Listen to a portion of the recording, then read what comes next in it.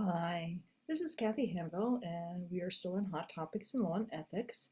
And this section is going to be on dual relationships.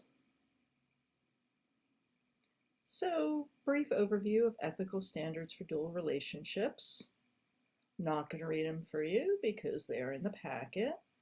NASW calls out conflicts of interest, not taking advantage, not engaging in dual relationships,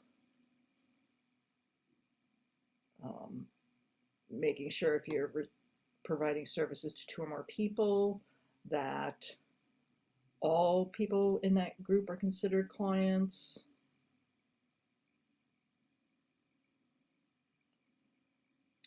Um, Talking about personal information on professional websites could cause boundary issues in dual relationships. Personal affiliations, if they're out there, can cause that too. Making sure that we're not involved with clients in regards to social media. Uh, and then we go into CAMFs. They specifically call out some things that they consider unethical dual relationships: borrowing money, hiring a patient, business ventures, close personal relationship, and that includes the patient's spouse, partner, or family members. Obviously, sexual contact is a huge no-no. Not engaging in therapy with somebody you've had a past sexual relationship with. And then in the ACA, again, of course, the same things about sex and romantic relationships.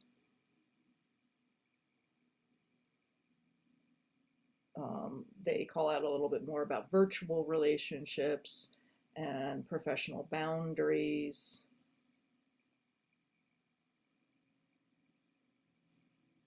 And, examining if for some reason you decide to do something like go to a client's wedding or graduation, making sure that you're really thinking it through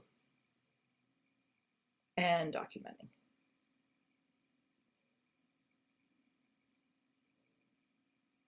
So, why are dual relationships a hot topic? Well, interestingly enough, some researchers did research on what ethical violations were the most common for therapists. They used 28 states and looked at all the disciplinary actions between 2009 and 2013. And after CEU violations, the second most common violation was for dual relationships. And that was about 18% of the total.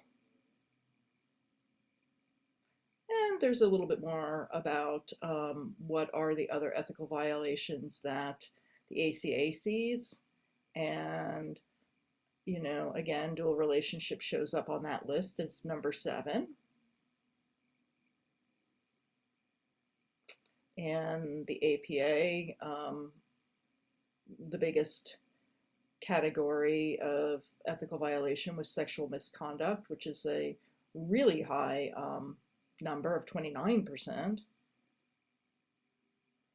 And yeah, non-sexual dual relationships at 7%. So let's jump over into boundaries. How do we do with boundaries? Well, this is focusing on the negative. So avoided, we can avoid them, we can cross them, we can violate them. Obviously, what we hope happens is we respect them. So what are some of the most common boundaries that we might have as therapists? So many of us have boundaries around touch, including hugging, uh, about time, spending, going over session time, self-disclosure, seeing clients outside of the office or at social events, so location, and accepting or giving gifts. So what's a boundary crossing versus a boundary violation? A crossing is sort of ambiguous. Violation is not. It's very clear cut. Crossings mean your action may differ from the standard agency norm or a standard norm just in practice, where violations may harm the client. Crossings can be dependent on your relationship with the client, cultural backgrounds, all of those things. Boundary rules are boundary rules and they always apply. Crossings may potentially be helpful to a client while violations never are. So what are some boundary violations examples? Sexual contact, verbal, emotional aggression or abuse, financial transactions such as borrowing or lending money, physical aggression, violating confidentiality, and dual relationships. So if you're contemplating crossing boundary, you need to think about what's motivating you. Are you doing it for you? Are you doing it for the client? Are you doing it for both of you? How do you think the action will be perceived? How do you want it to be perceived? What cultural implications are there? Are any actions you're thinking about taking consistent with your theoretical orientation? And is the action consistent with what most therapists would do in similar circumstances? And, recognizing when you may need to consult with somebody else to make this decision. The types of dual relationships include social dual relationships, so that's a friendship, and this can be online or in person. Professional dual relationship, which is more of a business. Sexual dual relationship.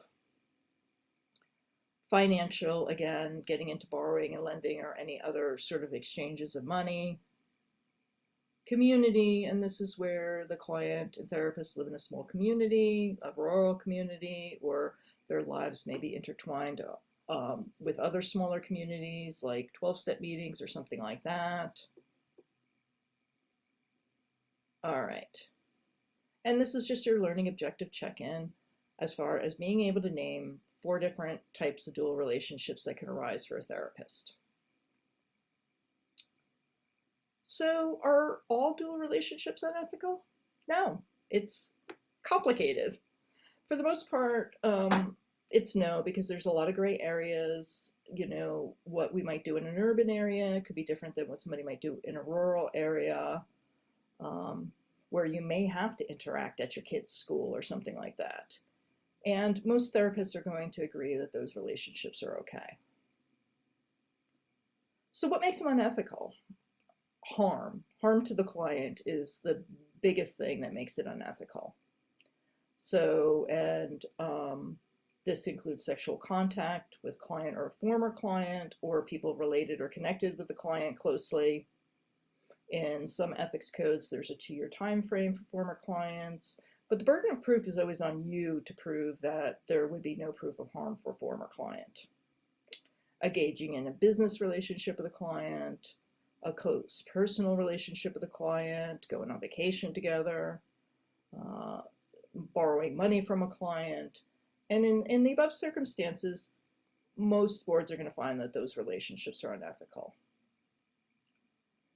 And I say that, and then I'm going to share with you this case where the BBS went to a judge against a therapist. They brought charges in 2012 for gross negligence and reckless conduct. And the allegations include things like the therapist babysat for the client. The board's experts, relying on CAMP's Code of Ethics, stated that all dual relationships are unethical, and then said they believed that all dual relationships that cause harm are unethical, and all dual relationships always caused harm. The administrative law judge noted that ethical standards did not specifically forbid social interactions, sessions in locations other than the office, giving gifts, doing favors, or personal disclosures. The defendant's expert testified that none of these practices were unethical and that the actions were in furtherance of the therapeutic relationship. And the judge ruled for the defendant, saying there was no exploitation of the clients or evidence that the therapist's objectivity was impaired. The judge found that the therapist was a compassionate, caring individual, and there was not actual intent to harm the patient. So in this case, the therapist did something that many of us would find to be unethical, and a judge overturned it. So it just shows how complicated this all is. So I went through the California many of the California Code of Ethics violations, 3 issues a year, randomly chosen from the therapist. In 9 of those issues, there were no dual relationship issues. In 5 cases, sexual boundaries were crossed with an intern supervisee. In 25 cases, there was sex with a patient or former patient. Some of these cases turned out to be criminal because it was with a minor. 8 of these cases were clients seen in couples therapy. And 14 other cases had other types of dual relationships, which are on the next slide. So there was 56 actions taken regarding dual relationships in that 10-year period in the 3 issues a year. So the other dual relationship issues that came up were financial exploitation. There was 2 cases of therapists being a power of attorney for money for clients, inappropriate relationship with minor clients that ended up with a therapist as a foster parent, letting a client stay at the therapist's home, attending kids' games, having a mother-daughter dynamic, therapist asking for donations for the kids' school, talking and trying to influence patients' politics, have client use job to help therapist, disclosure about therapist's sex life, starting a social relationship very shortly after therapy ended, and also a business relationship. Some more that came up were, again, social events together, self-disclosure about sex life, inconsistent practice and disclosure at fees, giving cards and gifts that say, I love you, attending the same AA meetings without addressing it in therapy. In one case, a client started a cloud document sharing their thoughts, and the therapist responded with their own thoughts and poems, and then later asked to be compensated for that. So what I learned from reading all of that is that in the cases where sexual boundaries were crossed, a lot of lines were crossed prior to that. So hugging, self-disclosure, social interactions, most of those happened before the sex. Therapists do seem to understand it's wrong to sleep with clients and current clients. One therapist did it after giving out the pamphlet, Psychotherapy Never Includes Sex, but they do it anyway. Many times the therapist has other crises going on, such as substance abuse or their own personal crisis, which doesn't excuse it, but it does give context to when a therapist might need some additional support. And if you're thinking about crossing a boundary, you really should be checking in with a colleague, and if you're reluctant to do that, that could be a really big red flag. Talking about your personal relationships, particularly your romantic ones, or your sex life with a client, almost always leads to trouble. If you're considering it, please talk to a colleague. And other things I learned, if you have a conflict with a client, such as a 12-step meeting, it must be discussed with them and dealt with. Like the 2 of you want to go to the same meeting, and it's your responsibility to do that, not theirs. Terminating a therapy relationship to start a sexual relationship is both an abandonment and a dual relationship, and that's the same for a social relationship. Some red flags that indicate you may be crossing or close to crossing a boundary. You're excessively looking forward to spending time with a client, or you instigate contact outside of session. Seeking to spend time with a client outside the session.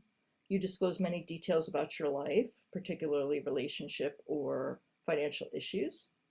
And you're not holding consistent boundaries with clients, such as late cancellation fees or running over on time.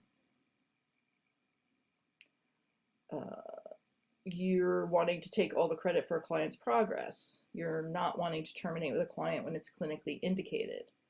You are attempting to influence your client's personal views on religion or politics. And you are resistant to talking about any red flags. All right, so that's just a little bit about dual relationships. And please make sure you also read the PDF. And thanks for listening.